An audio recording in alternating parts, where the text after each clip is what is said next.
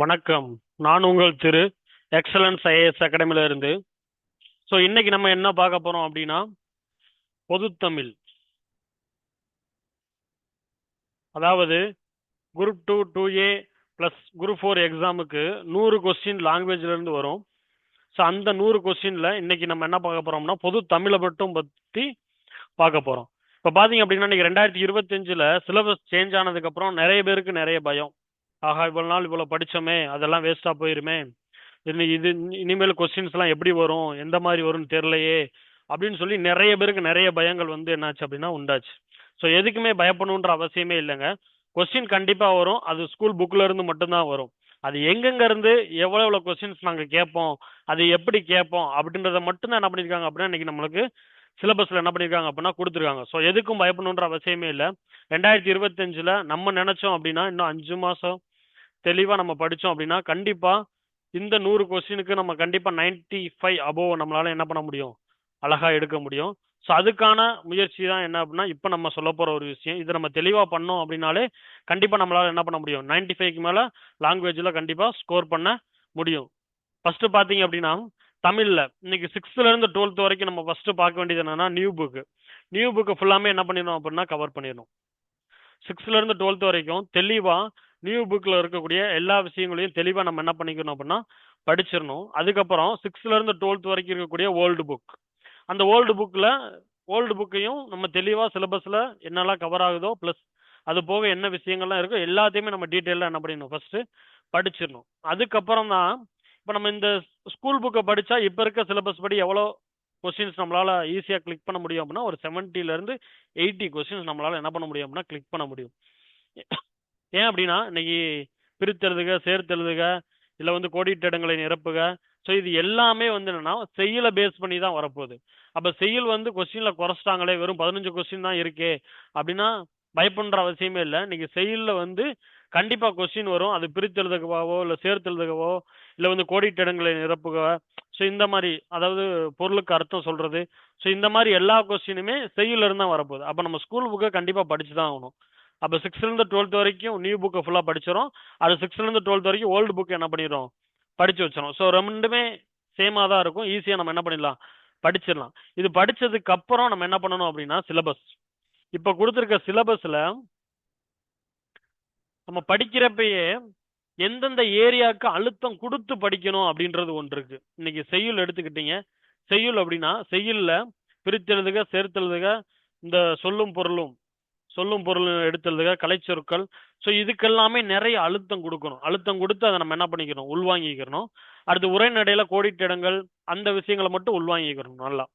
அதுக்கப்புறம் பாத்தீங்க அப்படின்னா இலக்கணம் எவ்வளவுக்கு எவ்வளவு தெளிவா புரிஞ்சு நம்ம படிக்கிறோமோ அவ்வளவுக்கு எவ்வளவு தெளிவா புரிஞ்சு படிச்சு வச்சுக்கணும்.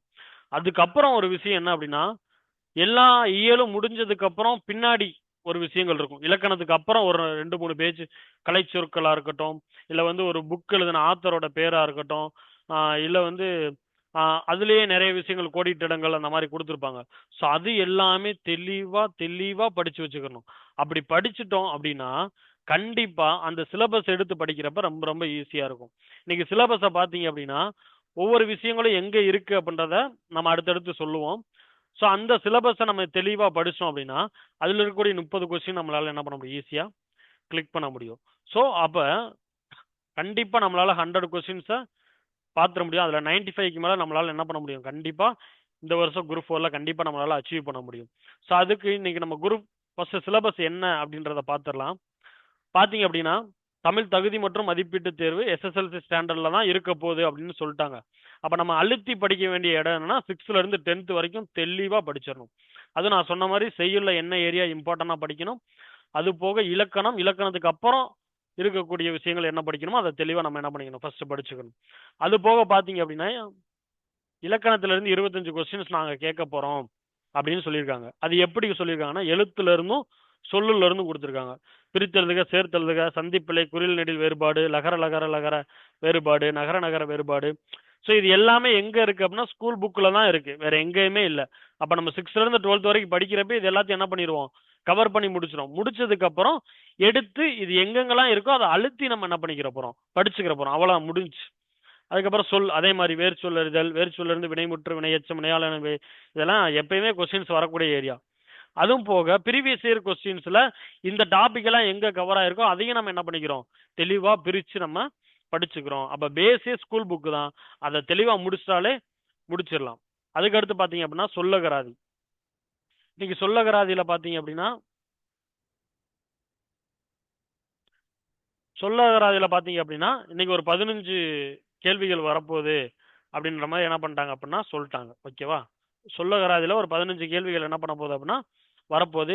அது என்னன்னா எதிர்ச்சொல்லை எதிர்த்தெழுதல். இதெல்லாமே எங்க இருக்குன்னா செய்யுள் செய்யுள் முடிச்சதுக்கு அப்புறம் வர்றதுதான் எதிர்ச்சொல். இது எல்லாமே அப்ப அதையுமே நம்ம என்ன பண்ணணும், தெளிவா படிக்கணும். அடுத்து கோடிட்டு எடுத்து சரியான சொல்லை தேர்ந்தெடுத்தெழுதல். இதுல பாருங்களேன், பள்ளிக்கு சென்று கல்வி பயிலுதல் சிறப்பு. இதுல பயிலுதலா எழுதுதலா அப்படின்னு கேட்டிருக்காங்க. அப்ப பயிலுதல். அப்ப கொஸ்டின்ஸ் ஈஸியா தான் இருக்க போகுது. அதை நம்ம எப்படி அண்டர்ஸ்டாண்ட் பண்ணியிருக்கோம், அதை எப்படி நம்ம டெலிவரி பண்றோம் அப்படின்றதான் அங்க மேட்ரே. அப்ப கொஸ்டின்ஸ் எதுவுமே கஷ்டமா இருக்க போறது இல்ல.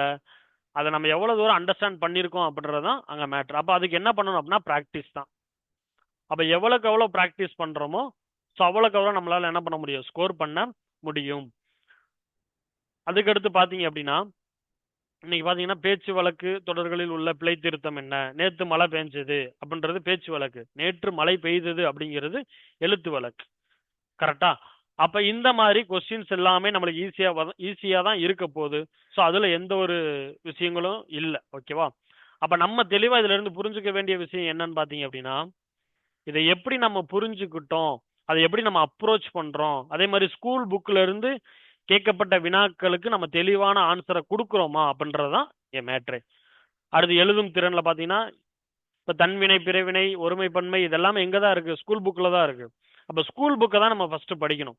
படிச்சு முடிச்சுட்டு அதுல அழுத்தம் கொடுத்து படிக்க வேண்டிய ஏரியாவை அழுத்தம் கொடுத்து படிச்சிடணும்.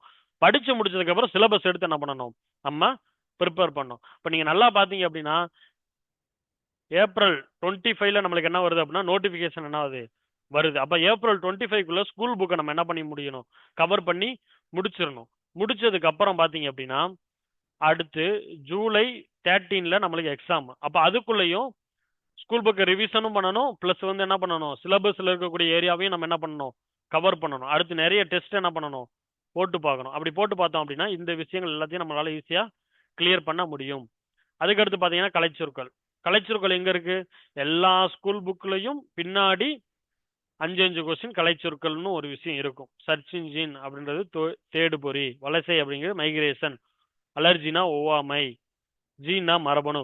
ஸோ இந்த மாதிரி ஒவ்வொரு சிலபஸும் முடிய அதாவது ஒவ்வொரு இயலும் முடிய நம்மளுக்கு இந்த கொஸ்டின்ஸ் எல்லாமே அங்க இருக்கும். அப்ப ஸ்கூல் புக்கை முடிச்சிட்டாலே சிலபஸை முடிச்ச மாதிரி.